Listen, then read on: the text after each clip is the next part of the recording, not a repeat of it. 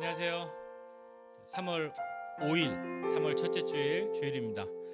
첫째 주일에 함께 우리 모여서 예배할 때에 하나님께서 우리에게 은혜 베풀어 주시기를 함께 기도하고 오늘 예배를 위해서 또 함께 하나님 앞에 나아가는 우리의 마음들을 새롭게 함으로 예배를 시작하지 않으시겠습니까? 오늘 예배한 우리를 위해서 우리 함께 기도하고 함께 예배하겠습니다. 우리 하나님 앞에 나아가는 우리 자신을 위해서 주님 앞에 믿음으로 나아가는 시간 되기를 소원하고 주님이 받아주실 것임을 기대하고 함께 나아가시지 않겠습니까? 같이 기도하고 나아가겠습니다. 함께 기도합니다. 하나님 아버지, 우리에게 주의 은혜를 베풀어 주사 천수님께서 오랜 사람 한 사람에게 베푸시는 주의 은혜를 새롭게 하여 주시기를 원합니다. 성령님께서 은혜를 베풀어 주시옵소서.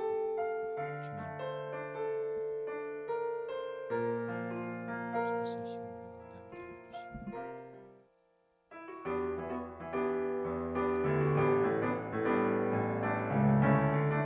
감사와 찬양드리며 감사와 찬양드리며 주 앞에 나가세 크고 거대하신 주 이름 그의 성소에서 주를 찬양해 나팔 소리로 찬양하며 비바와 수금으로 호흡이 있는 모든 자마다 온 마음 다해 주를 높이세 주의 선하심 인자하심이 주의 선하심과 인자하심이 영원하시도다 주의 선하심 인자하심이 주의 선하심과 인자하심이 영원하시도다 예수 하나님 예수 하나님 독생자 만유의 창조주 모두가 그 앞에 나가 목소리 높여 주를 찬양해 나팔 소리로 찬양하며 비파와 수금으로 호흡이 있는 모든 자마다 온 마음 다해 주를 높이세 주의 선하심 인자하심이 주의 선하심과 인자하심이 영원하시도다 주의 선하심 인자하심이 주의 선하심과 인자하심이 영원하시도다 주의 선하심 주의 선하심 인자하심이 주의 선하심과 인자하심이 영원하시도다 주의 선하심 인자하심이 주의 선하심과 인자하심이 영원하시도다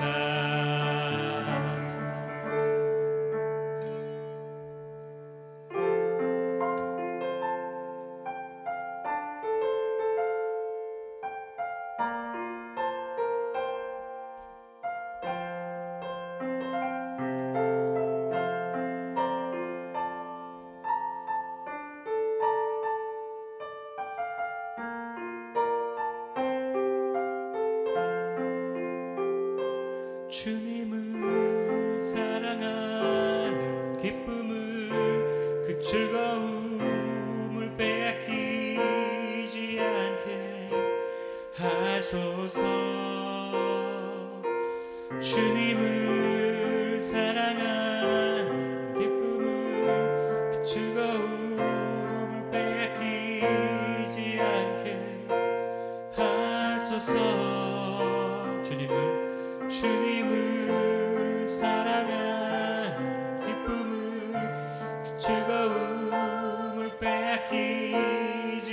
않게 하소서.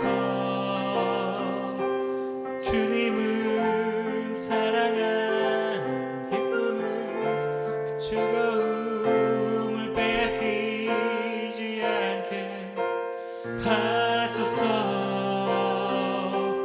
예수 예수 예수 예수 주님을 사랑합니다.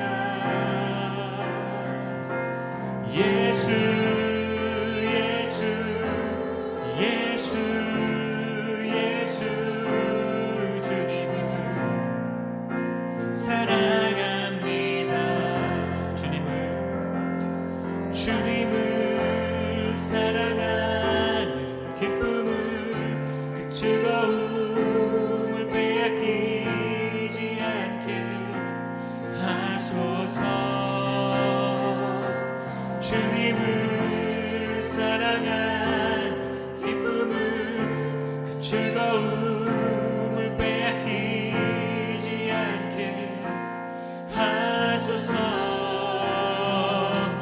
예수 예수 예수 예수 주님을 사랑합니다. 예수 예수 예수 예수 주님을 사랑합니다. 호산나 호산나 호산나 어서 오소서.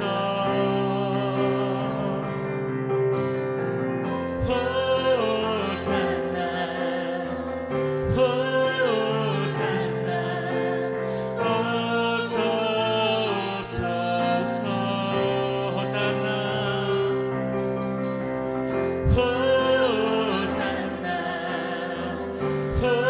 호산나 어서 오소서.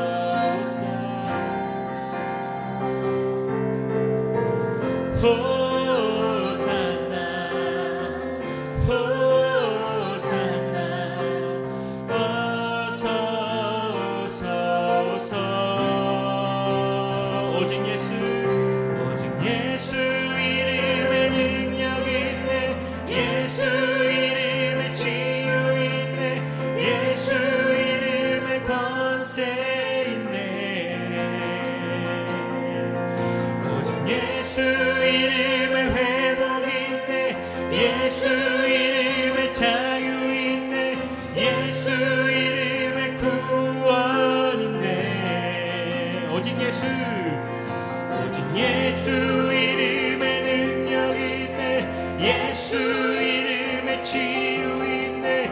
예수 이름에 회복 있네. 오직 예수 이름에 회복 있네. 예수 이름에 자유 있네. 예수 이름에 구원 있네. 다시 한번 오직 예수 오직 예수 이름에 능력이 있네. 예수 이름에 치유 있네. 예수 이름에 권세 있네. 오직 예수 이름에 회복 있네. 예수 이름에 자유 있네. 예수 이름에 구원 있네. 오직 예수 예수 이름에 능력이 있네. 예수 이름에 치유 있네. 예수 이름에 권세 있네. 오직 예수 이름에 회복 있네.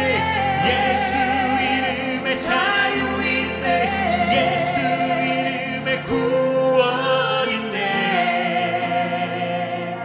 예수 예수 예수 예수 주님을 사랑합니다. 예수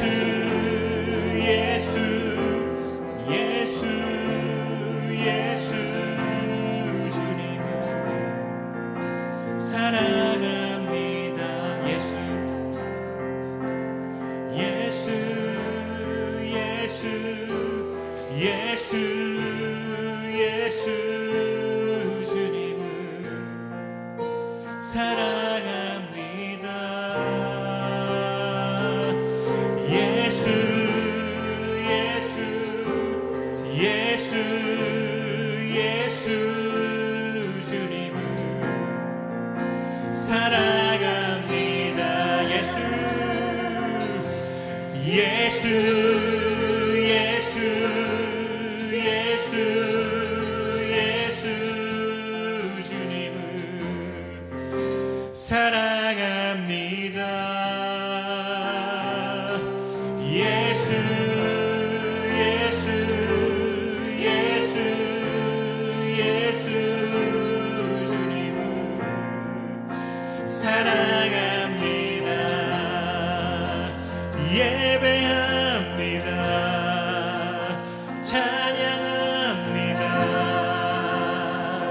주님만 날 다스리소서. 예배합니다. 찬양합니다.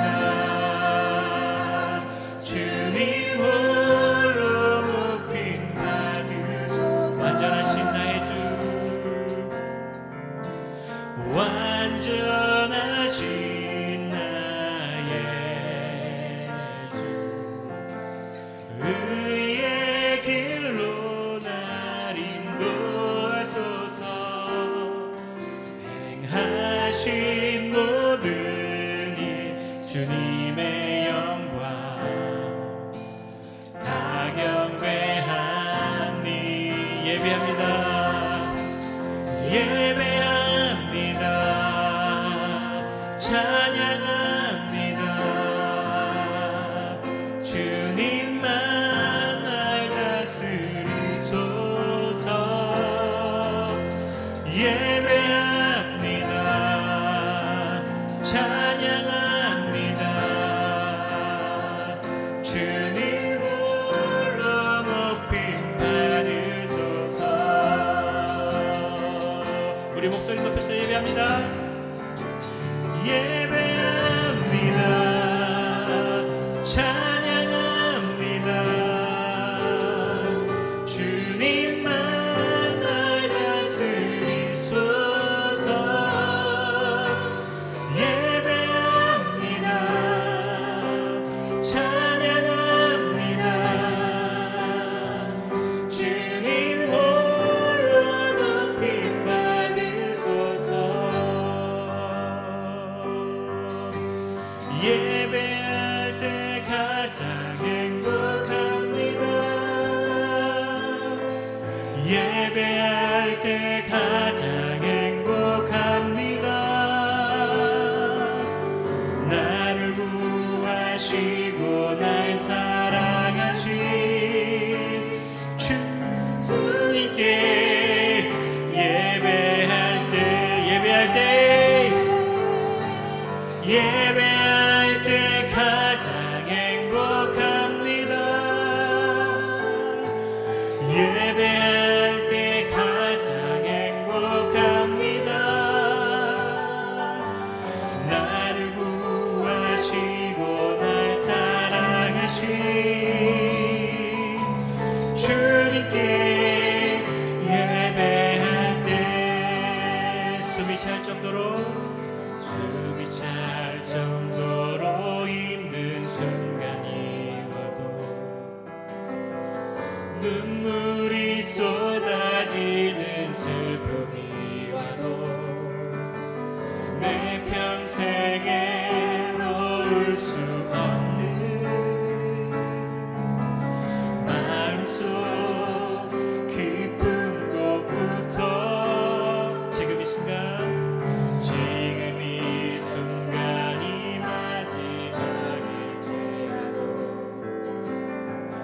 마지막 순간에 나 고백할 노래 내 평생에 놓을 수 없는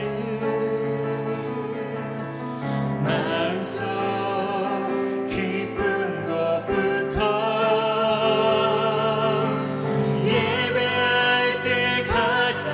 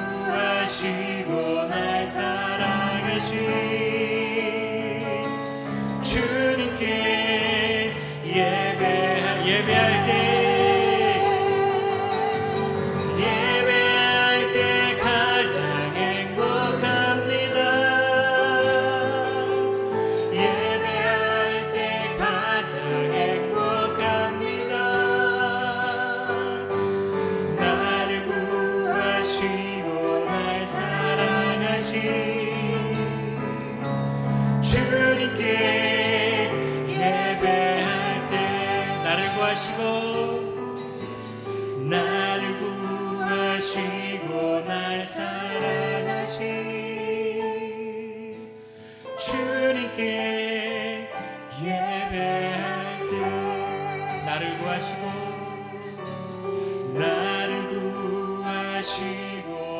사랑하신 주님께 예배할 때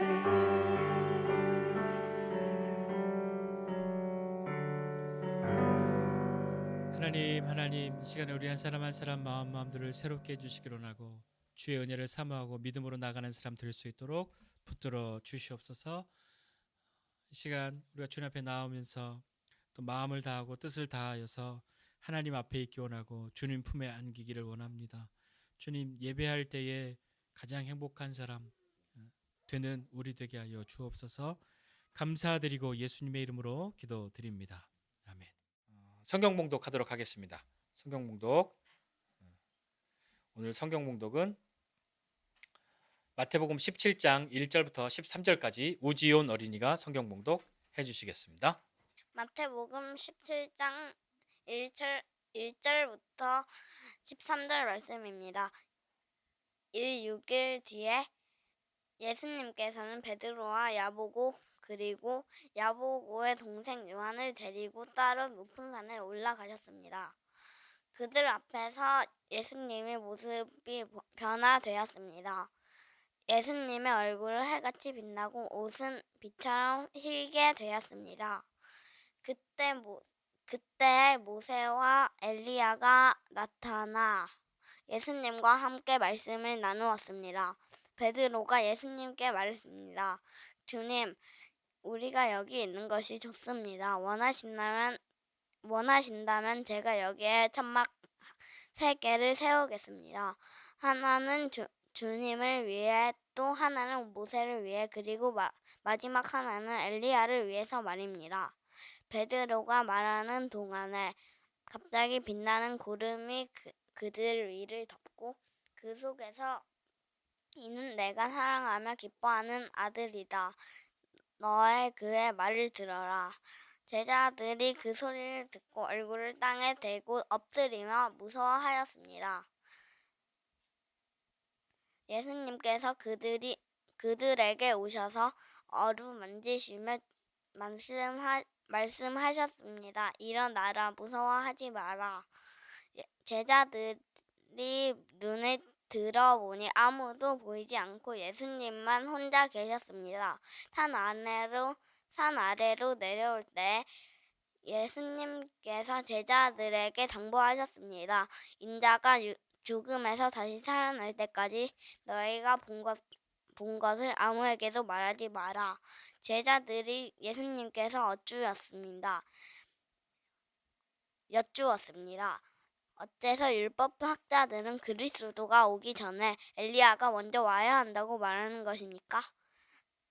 예수님께서 대답하셨습니다. 엘리야가 와서 모든 것을 회복시킬 것이다.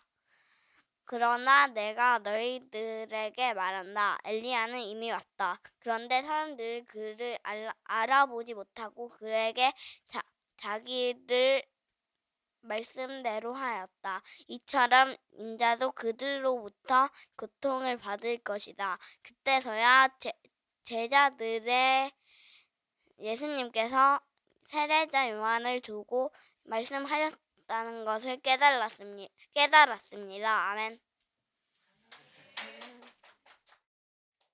어른들 같이 말씀 나누도록 하겠습니다. 오늘 본문 말씀은 어떤 말씀이냐면 시작할 때에 6일 후에라고 시작했어요. 6일 후. 어떤 6일 후냐면 예수님이 야 있잖아 사람들이 날 뭐라고 부르지? 라고 말할 때 예수님은 이런 분이에요 라고 제자들이 막 이야기했을 때 베드로가 주님은 그리스도시고 살아계신 하나님의 아들이십니다 이렇게 말하니까 예수님이 그걸 너에게 알게 한 사람은 너의 이 주변의 사람들이 아니라 하나님이 너에게 그걸 알게 해주셨어. 너의 그 믿음 위에 내가 교회를 세울 거야 라고 말씀하신 그 이후에 예수님이 고난당하시고 죽으시고 그리고 3일 후에 부활하실 것에 대해서 말하니까 베드로가 이야기했잖아요. 아니요 그런 일 안 생겨요. 예수님 누가 예수님을 고난을 주고 누가 예수님을 죽여요. 그런 일 절대 없어요. 내가 가만히 있지 않을 거예요. 우리가 가만히 있지 않을 거예요 라고 말했던 그 베드로, 그 일이 있고 난 뒤에 한 6일쯤인 거예요. 그런 일들이 지나고 났는데 예수님의 고난과 죽음, 부활에 대해서 말씀하시고 한 6일쯤의 시간 동안 어떤 일이 벌어졌는지 모르겠지만 제자들도 예수님이 나는 고난당하고 나는 죽임을 당하고 나는 부활할 거야 라고 이야기했을 때 제자들은 어떤 생각, 어떤 마음이 들었을까요? 자, 그런데 예수님이 그 가운데에서 제자들 12명 중에 3명, 베드로와 야고보와 요한을 데리고 산에 올라가셨어요. 산에 올라갑니다. 산에 올라가셔 높은 산에 올라가셨는데 산에 올라가셔서 그들 앞에서 변형이 되셨어요. 변화가 되셨어요. 그건 갑자기 예수님이 뭐 다른 모양으로 바뀐 것이 아니라 예수님의 얼굴에서 빛이 나고 예수님이 입은 옷에서 막 빛이 나고 하는 그런, 우리 뭐 영화 같은 데 보면 약간 그런 환상적인 장면 나올 때 사람 얼굴이 막 빛나고 옷이 빛나고 막 그러잖아요. 그렇게 예수님이 변화가 되셨어요. 그 모습을 제자들에게 보여주셨어요. 예수님이 그렇게 제자들 중에 3명만 데리고 산에 올라가셨을 때 뭔가 특별한 가르침을 주시거나 너희는 말이야 내가 따로 뽑았는데 이거 너희 이렇게 해서 이걸 알아야 하고 뭔가를 가르쳐 주신 것이 아니라 그냥 밑도 끝도 없이 아무 말도 없이 예수님의 그 변화된 모습을 제자들에게 보여주셨어요. 그래서 이 산을 그냥 우리는 변화산이라고 불러요. 그래서 변화산이 원래 변화산이기 때문에 올라가신 것이 아니라 예수님이 그렇게 변화된 모습을 보여주셔서 변화산인 거예요. 제자들 중에서 그렇게 불려간 그 사람들, 그들은 그것을 봤죠. 그건 굉장히 특별한 경험이잖아요. 신비로운 경험이잖아요. 그걸 우리는 뭐 예를 들어서 나는 환상을 보았어요 라고 말할 땐 환상이라고 하는 것과 갑자기 눈앞에서 우리 오승기 집사님이 갑자기 얼굴이 막 빛이 나고 저 옷에서 막 광채가 나고 하는 걸 보는 건 환상이 아니잖아요. 그건 좀 다르죠. 환상을 보고 있는 그런 것이 아니라 자기 눈앞에서 예수님의 변화된 모습을 보았단 말이에요. 되게 특별한 경험이잖아요. 아무도 한 보통 사람들이 쉽게 할 수 있는 경험이 아니죠. 우리도 신앙생활 할 때 보면 어떤 분들은 자신의 어떤 특별한 경험에 대해서 이야기해요. 어떤 신비로운 경험, 어떤 영적인 체험, 그런 것을 들으면 여러분 어떤 생각 드세요? 두 가지죠. 아주 크게 우와 부럽다. 또 하나는 뭐야 씨, 무서워. 두 가지죠. 되게 부럽거나 뭐야 이게 약간 이 사람 미친 사람 아니야? 하고 좀 무서워 이런 생각이 들죠. 여러분 어떠십니까? 어, 그런 어떤 신비한 경험이라고 하는 것이 정말 뭐 갑자기 무슨 뭐 지구가 막 온 세상이 거꾸로 돌고 나만 똑바로 서 이런 거 아니고서도 아주 소소하지만 일상에서 잘 경험할 수 없었던 신기한 일들, 그런 경험들이 있죠. 뭐 기도의 응답이라든지 그런 것들도 생각해 보면 영적인 경험이잖아요. 그런 여러 가지 경험들이 있는데 기독교는 신비주의자가 되라고 가르치진 않아요. 신비로운 건 있어요. 이 구별을 잘 하셔야 되는데 기독교는 우리 성도는 신비주의자들은 아니에요. 그렇지만 그런 우리의 이성과 그런 경험을 뛰어넘는 초자연적인 일이 생길 수 있다는 것은 믿죠. 그러나 그것만 추구하고 살진 않잖아요. 그것만 추구하고 살면 좀 어려움이 있을 수 있어요. 그러니까 신비주의자가 되어서는 안 되지만 신비를 부정하는 것도 신앙적인 일은 아니에요. 예수님의 죽으심과 부활, 그게 얼마나 신비로운 일이에요. 기적은 없지. 신비로운 게 어디 있어? 그럼 예수님의 부활을 못 믿는다는 얘기 아니겠어요? 예수님의 부활은 노멀한 거야. 그건 신비로운 게 아니야.라고 말하면 뭐 할 말 없지만 우리는 그렇게 신비주의자는 아니지만 신기한 그런 기이한 일들을 부정할 수는 없는 거죠. 구별해야 합니다. 근데 이 신비로운 경험을 하는 것은 또 유익함도 있어요. 어떤 유익함이 있냐면 자기의 믿음이 더 자라나요. 대부분 긍정적으로 발현했을 때 믿음이 자라나고, 근데 너무 신비주의적으로 빠지면 오히려 신앙이 자라나는 것이 아니라 예수님에 대해서 오해하거나 그릇된 길로 가거나 혹은 속거나 그럴 수도 있거든요. 베드로는요, 자기가 봤잖아요. 지금 예수님이 막 빛이 나고 막 이런 거 봤잖아요. 그러니까 막 말을 해요. 뭐라고 말했냐면 얼마나 놀랬겠어요. 그러니까 베드로가 뭐라고 얘기했냐면 주님 주님 주님, 우리가 여기 있는 게 너무 좋아요. 너무 좋으니까 제가 주님이 원하시기만 하면 집을 3개 지을 거예요. 하나는 주님을 위해서, 하나는 모세를 위해서, 하나는 엘리야를 위해서 지을 거예요. 이 얘기를 왜 했냐면 예수님 그렇게 변화된 모습으로 누군가랑 이야기하고 있는데 그 이야기하고 있는 사람이 이 제자들이 그냥 그들이 이름표가 없었는데 그냥 알아버렸어요. 모세구나, 엘리야구나, 이걸 그냥 알아버린 거예요. 신기한 일이죠. 그들이 모세의 얼굴과 엘리야의 얼굴을 모르잖아요. 그런데 예수님이 변화된 모습으로 누군가를 대화하고 계시는데 모세구나, 엘리야구나를 알아버렸죠. 그러니까 베드로가 너무 놀라서 너무 좋으니까 여기 너무 좋은데 주님 제가 초막셋을 짓겠습니다. 주님을 위해서 모세를 위해서 엘리야를 위해서 지을 테니까 주님 원하시기만 하면 내가 그렇게 해드릴게요. 이렇게 막 얘기한 거죠. 베드로가 그런 이야기를 할 때 마태는 그것에 대해서 다른 언급이 없는데 뭐 누가복음이나 이런 데 보면 좀 거칠게 얘기하면 이렇게 그들은 표현했어요. 베드로 저거는 지가 무슨 말 하는지도 모르고 저렇게 떠들고 있다. 자기가 하는 말이 무슨 뜻인지도 모르고 자기가 주님을 위해서 뭐 모세를 위해서 엘리야를 위해서 이거 한다고 그렇게 이야기한단 말이에요.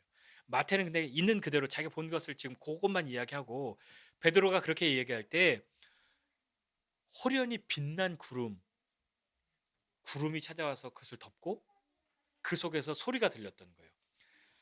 내 사랑하는 아들이요 내 기뻐하는 자다 라고 소리가 들렸어요. 이 소리는 언제 또 그들이 들었던 이야기냐면 예수님이 세례 요한에게서 세례 받을 때 하늘이 열리면서 이는 내 사랑하는 아들이요 내 기뻐하는 자라 라고 하는 음성이 들렸단 말이에요. 그때랑 똑같은 이야기를 지금 하고 있는 거죠. 근데 그 뒤에 한마디가 더 붙어요. 하늘에서 소리가 들렸는데 이는 내 사랑하는 아들이요 내 기뻐하는 자인데 너희는 그의 말을 들으라. 그렇게 소리가 들렸단 말이에요. 그의 말을 들으라. 어떤 말을 들어야 할까요? 예수님이 어떤 말을 들어야 할까요? 베드로와 야고보와 요한은 하늘에서 들려온 소리, 예수님의 말을 들으라. 어떤 말을 들어야 했단 말인가요? 베드로는 지금 자기가 무슨 말을 하는지도 못 들고 막 떠들고 있는데 너무 좋으니까 너무 신기하니까 자기가 막 떠들고 있는데 그는 예수님의 어떤 말을 들어야 했을까요? 아마 이런 말이지 않았을까요? 베드로가 예수님 누가 예수님을 고난하고 누가 예수님을 죽인단 말이에요. 그런 일 안 생겨요. 그런 일 생기면 안 돼요. 예수님 그러면 우리는 독립을 못 하잖아요.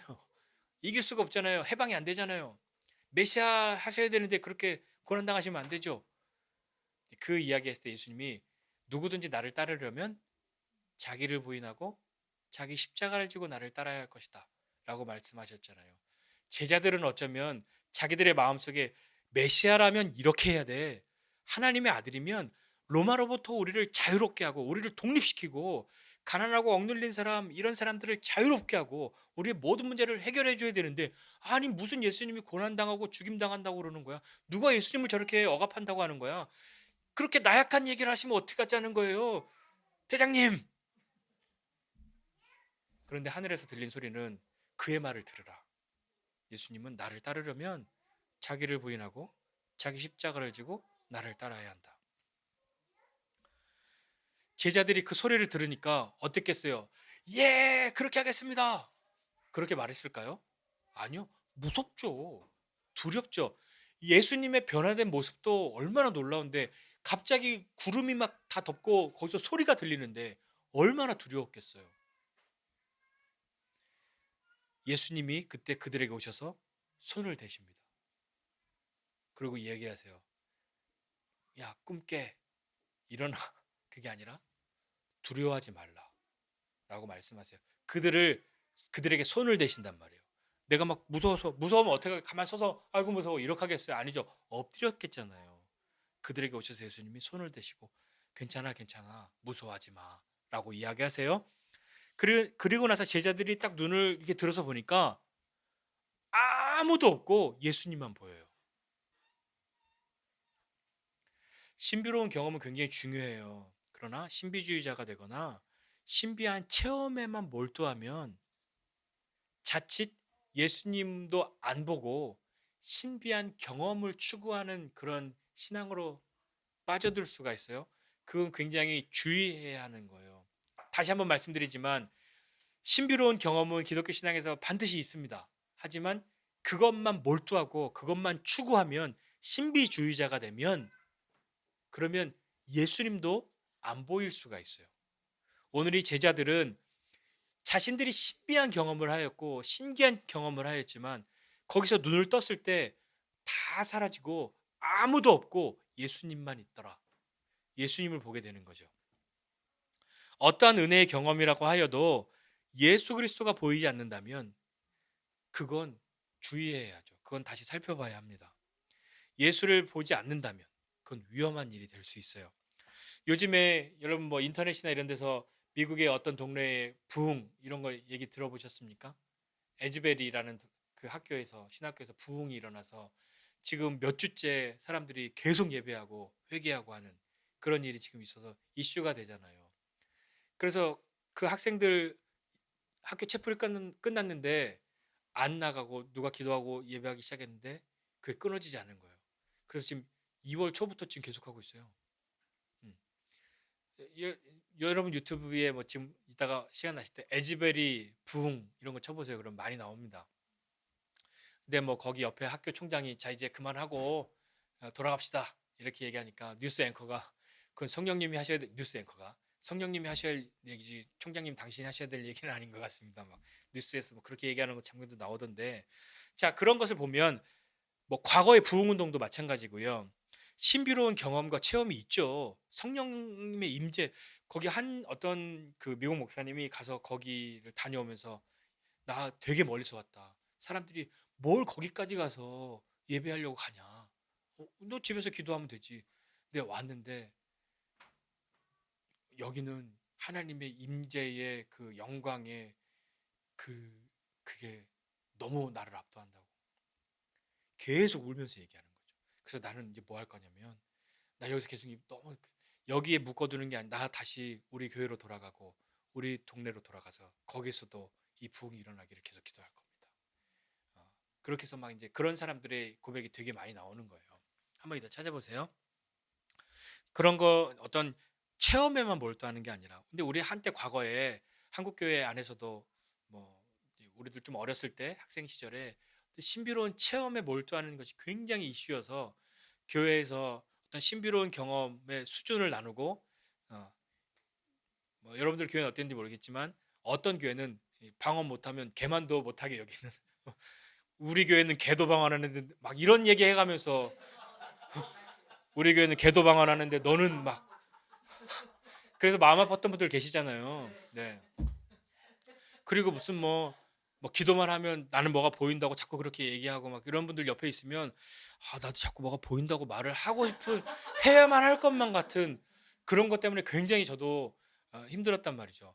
그렇다고 제가 신비로운 어떤 영적인 그런 경험을 못했냐 그건 아니에요. 그러나 분위기가 자꾸 그렇게 되면 나는 좀 더 센 걸 하고 싶잖아. 더 센 거를 경험해야 하나님이 더 사랑해 주시는 것 같고 영적으로 더 우월해진 것 같은 그런 기분. 그래서 방언 못하는 교회 지체들은 방언하는 사람들이 막 다스리죠. 방언도 못하는 것이 막 하면서 뭐 괜히 막 이렇게 하면 뭔가 자기가 좀 열등한 것 같고 그래서 막 쭈그러들고 막 그런단 말이에요. 그러나 그 은혜의 시간들을 통해서 예수 그리스도를 바라보는 것으로 나아가지 않으면 그러면 신앙생활에 문제가 생겨요.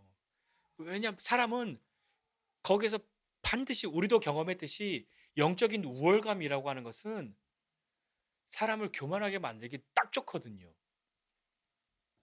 그러니까 여러분들 생각하실 때 그러잖아요. 뭐 제가 대부분의 목사님들을 폄훼하는 것이 아니라 목사님은 나랑 영적인 수준이 다르니까 내가 좀 깨갱해 자꾸 그런 마음들.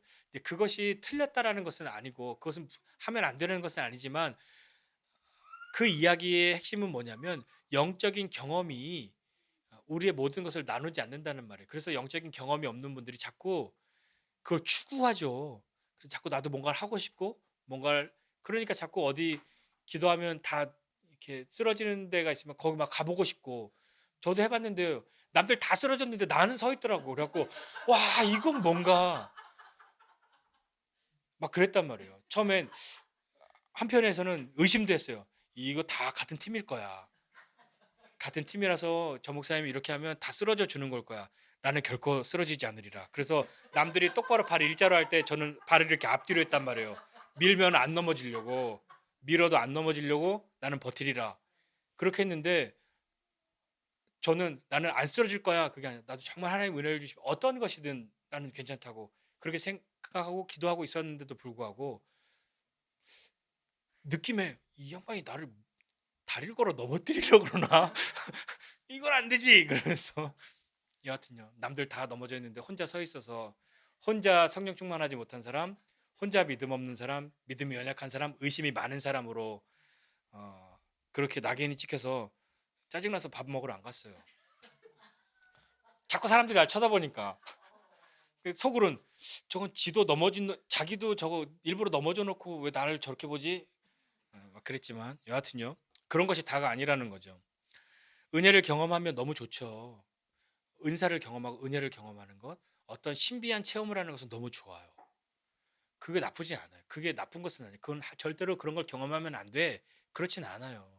대부분 그런 것을 반대하거나 부정하시는 분들이 자기도 원했으나 되지 않았던 분들이 반대편에 서기도 해요. 그런 경우도 있어요. 나도 너무 방언의 그런 거 경험하고 신비한 경험하고 싶은데 기도했는데도 안 되니까 그러니까 반대편에서 그런 건 없어. 그런 거 하면 안 돼. 그건 신비주의자야. 자기도 하고 싶은데 안 돼서 그런 분들도 있단 말이에요. 모두가 그런 건 아니에요. 너무 좋으니까 너무 좋을 때는 우리 뭐라고 얘기해? 야 이제 죽어도 여한이 없다. 난 이제 죽어도 좋사오니. 주님 난 그냥 여기서 천국 바로 갈래요. 그런 마음과 생각들 그런 고백들을 하게 된단 말이죠.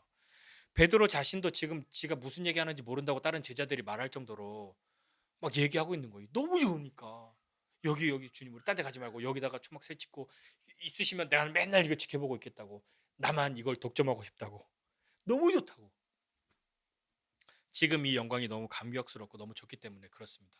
그런데 중요한 건 뭐냐면 예수님은 제자들을 너넨 여기에 머물러라 여기에 살아라 그렇게 절대 말하지 않으셨어요. 그 다음 구절 9절에 뭐라고 시작하냐면 산에서 내려가야 돼요. 산에서 내려올 때 예수님이 제자들에게 당부하셨단 말이에요. 제자들에게 명령하셨어요. 너네 나 지금 이렇게 된 거 본 거 내가 죽고 다시 영광을 얻기 전까진 아무한테도 말해서는 안 돼. 얼마나 말하고 싶겠어. 너 니네 봤어? 봤어? 야 못 봤으면 말을 마라. 나를 얼마나 사랑하시면 나한텐 그런 것도 보여주셔. 뭔데? 아니야 됐어. 말하지 말라 하셨어. 교회에서 이런 거 많이 보지 않아요? 저 어렸을 때 예, 저희 교회에 그런 분들 몇 분 계셨어요. 제가 이런 얘기 했다고 제가 어렸을 때 어느 교회 다녔나 조사해보지 마시고 그런 분들이 간혹 계셨단 말이에요. 말하지 말라. 뭔가 주님이 나 어떤 그런 걸 너무 말하고 싶은데 말하지 말라라고 말씀하셨고 주님과 나 사이 어떤 또 다른 비밀이 생긴 거잖아요. 그걸 가지고 근데 주님이 그 비밀은 너 죽을 때까지 말하면 안 돼가 아니에요. 인자가 죽고 다시 영광을 그러니까 죽고 부활하고 할 때까지는 말하지 말라였어요. 누구에게도 이 너희 셋 이외에 그 누구에게도 제자라 할지라도 내려오면서 제자들이 물었죠. 근데 예수님 말하지 말라고 하니까 거기서 갑자기 물어봐요. 뭐라고 물어보냐면 근데 예수님 왜 서기관들은 엘리야가 먼저 와야 된다고 그렇게 얘기하는 거예요? 메시아가 오기 전에 왜 엘리야가 와야 된다고 말하는 거죠? 그 얘기를 들었던 거죠. 예수님이 엘리야가 와서 모든 일을 회복할 거야 라고 말씀하시는 거예요. 그거 뭐냐면 말라기서 4장 5절 6절 이야기. 구약 성경 보면 맨 마지막이 말라기잖아요. 그 맨 마지막 장이 4장인데 그 맨 마지막 부분에 이렇게 기록되어 있습니다. 보라 여호와의 크고 두려운 날이 이르기 전에 내가 선지자 엘리야를 너희에게 보내리니 그러니까 심판의 날 전에 엘리야를 보낼 건데 그가 아버지의 마음을 자녀에게로 돌이키게 하고 자녀들의 마음을 그들의 아버지에게로 돌이키게 하리라. 돌이키지 아니하면 두렵건대 내가 와서 저주로 그 땅을 칠까 하노라 이렇게 말씀하셨단 말이에요. 이게 무슨 얘기냐면 심판의 날이 이르기 전에 선지자 엘리야를 보내서 아버지의 마음을 자녀에게로 또 자녀들의 마음을 아버지에게로 되돌릴 건데 그렇게 회복할 건데 돌이키지 않으면 내가 와서 저주로 그 땅을 칠 거야. 그러니까 와서 돌이켜야 해. 그 일을 하는 사람이 엘리야인데 예수님이 거기에 대고 뭐라고 말씀하셨냐면 엘리야는 이미 왔어. 그런데 사람들이 엘리야가 누군지 알아보지 못했고 그를 지들 마음대로 대했어. 그런데 나도 이와 같이 그들에게 고난받을 거야. 제자들이 그 얘기를 딱 듣고 누구를 떠올렸냐면 세례 요한. 세례 요한이 주님의 길을 예비하는 사람이었어요. 근데 세례 요한은 사람들이 그가 하는 일을 몰랐어요. 그냥 선지자 중에 하나가 왔다는데 세례 요한은 회개하라 천국에 가까웠다라고 이야기하고 그들의 마음을 아버지께로 돌이키는 사람, 그 역할이었고, 사람들이 몰랐고 그들이 임의로 대우하였다. 죽였잖아요. 사도 세례 요한을 죽였단 말이에요. 그런데 예수님 거기에 나도 그 사람처럼 고난받을 거야 라고 말씀하시는 거죠. 그때서야 제자들이 예수님 말씀하신 그 엘리야가 세례 요한인 줄 알았다 라고 오늘 성경 기록하고 있죠. 세례 요한도 고난을 받았어요. 그리고 예수님도 말씀하시기를 나도 고난받는다 이렇게 말씀하셨어요. 그 이야기는 뭘까요? 세례 요한도 고난받았고 나도 고난받았어. 나를 따르려면 자기를 부인하고 자기 십자가를 지고 따라야 해. 자기 목숨을 살리려고 챙기면 잃어버릴 거고 누구든지 나를 위하여 자기 목숨을 잃으면 찾을 거야 라고 말씀하셨던 그 예수님이 그도 고난받았는데 나도 고난받을 거야 라고 하는 그 말은 너도 고난받아 라는 이야기인 거죠. 그런데 우리는 여기서 생각해요. 예수님이 고난받았으니까 나도 고난받는다고? 우리가 어떻게 십자가를 줘? 어떻게 십자가에 못 박혀? 어떻게 채찍에 맞아? 어떻게 막 사람들이 내 얼굴에 침을 뱉고 막 뺨을 때리고 옷을 찢어? 난 그거 못 받겠는데. 난 그런 고난은 좀 힘든데. 그냥 누가 대충 조금 속 썩이는 거 정도는 내가 되겠는데 그것보다 크면 나는 좀 힘든데. 주님 나는 고난 안 돼요. 그런 마음이 생긴단 말이죠. 그런데 우리의 고난이라는 것은 뭘까요? 그도 고난받았고 나도 고난받는데 너도 고난받을 거야. 예수님을 믿음으로 모든 사람들이 다 똑같은 크기와 똑같은 모양과 똑같은 수준의 고난을 받는다는 말씀은 아니에요. 각자의 부르심이 다르고 각자의 믿음의 분량이 다르고 각자의 살아온 모든 것이 다 다르기 때문에 심지어 우리가 고난도 다 달라요. 모든 사람이 획일적으로 똑같은 고난을 받지 않아요. 돌아봐야 하는 거죠. 그러니까 우리는 뭘 돌아봐야 하냐면 나도 고난받는데 내 주변 사람들도 고난받는단 말이에요. 고난받는 사람을 돌아봐야 되는 거예요. 그래서 믿음의 사람들은 나만 고난받기 때문에 나만 세상에서 제일 힘든 사람이라가 아니라 나는 그래 너보다는 내가 심한 고난을 받는다 생각할 수도 있지만 누구를 또 보면 저 사람은 어떻게 저렇게 예수님 믿는데 저렇게 고난이 심할까? 그런 사람들도 있잖아요. 돌아보아야 하는 거죠. 우리가 예수님과 똑같은 고난 받는 것 아니에요. 각자의 부르심 있는 것처럼 고난의 길도 다 달라요. 그것을 위해서 우리는 분명하게 알아야 되는데 뭐냐면 주님이 고난 받으시는 이유는 우리에게 고난을 허락하시는 이유는 우리의 고난을 다 모아서 그 고난을 당한 그 사람들의 믿음을 다 모아서 예수님이 그래 이게 내 영광이야 하고 예수님의 무슨 영광의 숫자를 올리기 위해서 우리의 고난으로 채우시는 것이 아니에요. 우리가 고난 받아들이기 때문에 예수님이 빛나시는 게 아니에요. 예수님의 변화된 모습은 잘 생각해 보세요. 예수님이 원래 그런 분 아닌데 갑자기 제자들에게 변화된 모습을 보여주셨어요. 빛도 나고 막. 원래 그러신 분이 아니었을까요? 아니요. 원래 주님은 영광스러운 분이세요. 하늘의 영광을 버리고 이 땅에 오셨잖아요. 근데 사람들이 자기의 눈이 어둡고 그러니까 예수님의 영광을 몰라요. 우리랑 같은 사람인 줄 알았단 말이에요. 근데 예수님이 다 버리고 온 그 예수님이 원래 어떤 분이신지 제자들에게 잠깐 보여주신 거예요. 근데 그 모습은 이 땅을 살면서 사람들이 늘상 만나는 모습이 아니었어요. 예수님 말씀하신 것처럼 인자가 죽고 다시 영광을 얻을 때까지 이거 이야기하면 안 돼. 예수님은 죽으시고 부활하시고 난 뒤에 다시 그분의 원래의 모습으로 그분의 원래의 자리로 돌아가실 때 그때 그분인 것이지 지금 이 제자들은 지금 이 시대의 사람들은 그때의 사람들은 예수님을 갑자기 저렇게 영광스럽게 변한 분으로 생각할 수 있는 거잖아요.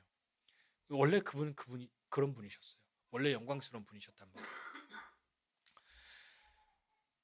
자, 다시 한번 돌아가서 이제 정리할게요. 산 위에서 예수님이 그것을 보여주신 이유는 뭘까요? 변화된 모습을 보여주신 이유는 제자들에게 변화된 모습을 보여주신 이유는 뭘까요? 야, 나 원래 이런 사람이야. 까불지 마. 그러려고 보여주신 걸까요? 제자들이 봤단 말이에요. 너무 놀랐어요. 상상도 못했어요. 예수님이 저럴 분이랑 물 위를 걸어오시기도 했지만 저렇게 막 광채가 나고 빛나고 해같이 빛나는 분일 거라고는 상상도 못했단 말이에요. 그걸 보여주셨어요. 너무 좋으니까 난 여기만 있으면 됐어. 이거 완전 천국이야. 여기 너무 좋아. 예수님이 거기다 대고 난 고난 받을 거야. 난 죽을 거야. 산 위에서 변화, 그 영광이 너무 좋기 때문에 거기에만 있는 게 아니라 예수님은 제자들과 함께 산 아래로 내려오셨어요. 산 아래로 내려오셔야만 했었어요. 산 위와는 너무나도 다른 고난까지도 있는 그 산 아래로 내려오셔야만 했단 말입니다. 산 아래에 하나님을 알아야 될 사람들이 거기에 있는 거죠. 산 위에 이 사람들은 없어요. 제자들의 부르심은 산 위에 없어요. 산 아래로 가야 되는 거예요. 변화된 삶은 영광만 보는 것이 아니라 고난도 감당할 수 있는 삶이어야 하는 거죠. 영적으로 어떤 신비한 경험을 했다.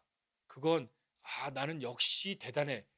그렇게 가는 것이 아니라 그렇게 경험한 사람들은, 그렇게 영적으로 깊은 경험을 한 사람들은 뭘 해야 하냐면 주님도 말씀하셨듯이 고난도 감당해야 하는 사람들인 거예요. 그러면 영적인 경험하지 말아야겠네. 고난 당한다니까. 그건 어리석은 생각이죠. 고난이 우리를 괴롭히는 게 아니잖아요. 이 고난이 있고 난 다음에야 무엇이 있습니까? 영광이 있죠. 예수님도 십자가의 고난이 있고 난 뒤에야 부활의 영광이 있고 우리를 살리시고 우리를 구원하시는 분이 되었잖아요. 우리도 그러합니다. 신앙이 자라나면 자라난다고 하는 것은 남들을 다 깔아뭉개고 나는 산 위에서만 살 거야. 외딴 섬에 들어가 살고 산 꼭대기에 살고 아무도 내 거룩함을 깨뜨리지 못해. 다가오지 마. 그렇게 하고 혼자 사는 것이 아니라 그들이 있는 곳으로 내려가야 한단 말입니다. 근데 주님이 함께 내려가시죠. 주님이 그 자기의 영광을 보여준 제자들과 함께 내려오셨단 말입니다. 산 아래로 내려가야 합니다. 주님이 함께 하시죠. 십자가를 통해서 그 영광을 이루시는 주님이 우리와 함께 하십니다. 안 됩니다. 안 됩니다. 주님 그럴 수는 없습니다. 고난 당하시면 안 돼요. 죽으시면 안 돼요. 그런 일 안 생겨요. 라고 말하는 그 제자들이 자기를 부인하고 자기 십자가를 지는 주님을 따르는 사람이 된 것은 예수님의 제자들 중에 이 요한을 제외하고는 다 순교당했잖아요. 그들이 그런 순교의 길까지도 걸을 수 있었던 것은 산 위에서의 경험이, 주님과의 그 사귐이 있었기 때문은 아닐까요? 우리는 나는 왜 믿음이 없지? 라고 생각할 때 우리는 주님과의 사귐의 경험이 없기 때문은 아닐까요? 잘 보세요. 나랑 제일 친한 사람 누굽니까? 내가 제일 잘 아는 사람 누구냐면 제일 오래 사귄 사람, 제일 깊이 사귄 사람이잖아요. 그러니까 아무리 교회 가서 되게 남편은 정말 너무 멋있는 것 같아요. 너무 가정적인 것 같고 너무 착한 것 같고 아무리 얘기하면 속으로 뭐라고 생각해요? 네가 됐고 살아봐. 그런 얘기 할 거 아니에요. 목사님들도 항상 그런단 말이에요. 사모님 좋겠어요. 목사님 하지 마. 그러면 속으로 네가 됐고 살아봐. 그럴 거라고요. 왜냐하면 제일 잘 아니까. 제일 깊이 사귀었으니까. 그 사귐의 깊이가 있기 때문에 고난도 감당하는 거죠. 제가 고난 덩어리라는 얘기는 아니에요. 우리는 산 위에서 은혜와 영광을 보았다면 산 위에 머물러서는 안 돼요.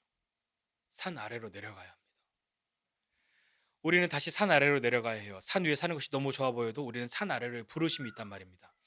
은혜와 부흥의 경험은 자기 자신만을 위해 사는 사람, 내 거룩함을 깨트리지 않기 위해서 아무것도 안 하는 사람, 아무도 오지 마 하는 사람, 그런 사람 아닙니다.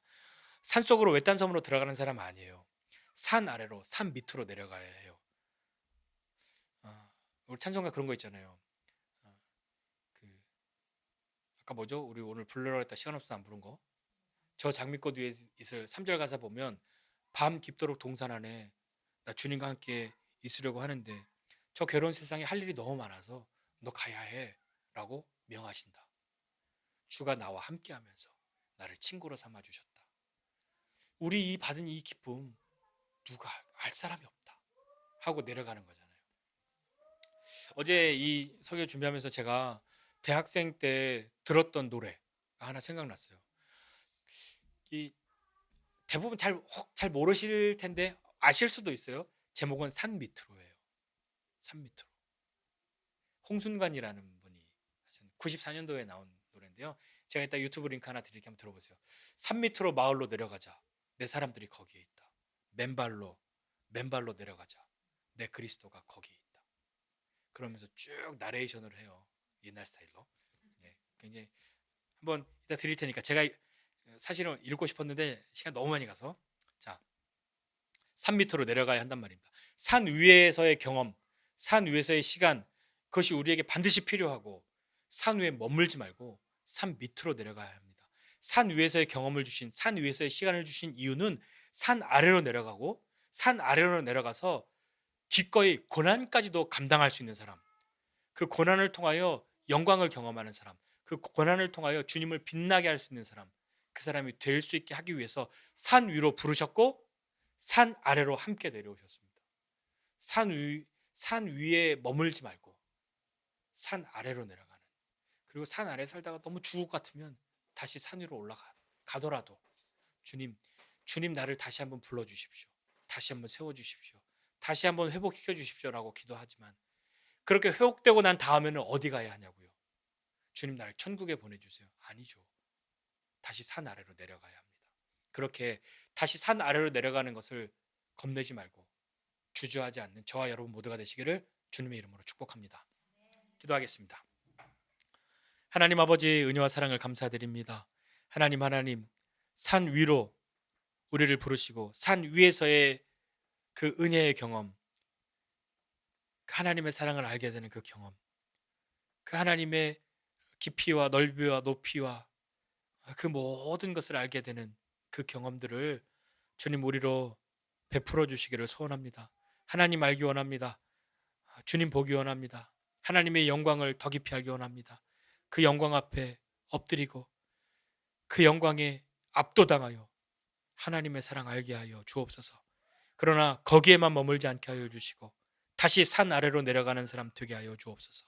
다시 집으로 돌아가고 다시 세상으로, 다시 자기의 있는 곳으로 내려가고 거기에 하나님의 사람들이 있고 거기에 하나님 함께 계신 것을 알고 기꺼이 고난까지도 감당할 수 있는 사람 되어서 주님과 함께하는 믿음의 사람 되기 원합니다. 주님 은혜를 베풀어 주시옵소서.